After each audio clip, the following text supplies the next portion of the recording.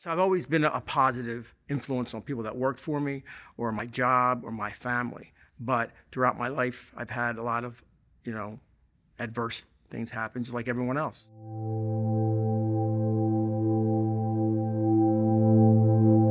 Coming here was for my son. He showed up one weekend and was told by a friend of his about the church.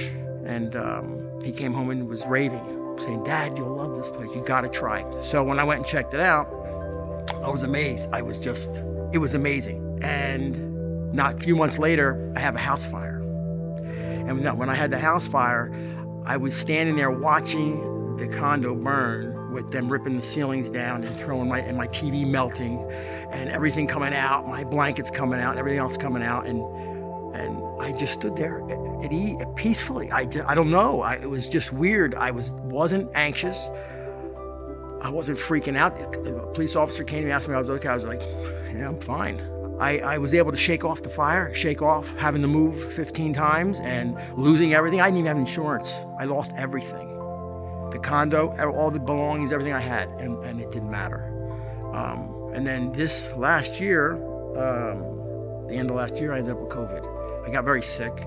I ended up in the hospital. And while I was there trying to get a breath, I remember God kept coming to me. I kept thanking him for every breath and thanking him for saving my life. Not, will you save my life? I just knew it. I'm like, thank you, Lord. Thank you for it. I mean, I could hear my teachings. I could hear Pastor Brendan, the things I've read, and I had that feeling. It just came out of me. And I was happy about it. I mean, I was sick. I couldn't walk. I was very sick. But when I got out of it, I was positive. And I couldn't wait to get back here.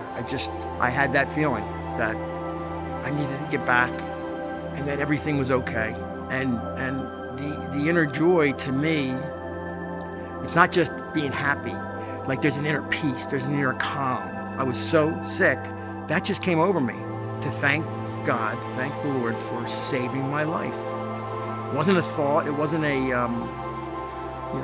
didn't have to think it out. It's just, I don't know, I remember and I didn't have a fear. Because before this church, before I got here, I don't think I'd have been that. Years ago, there's no way. I'd have been scared to death.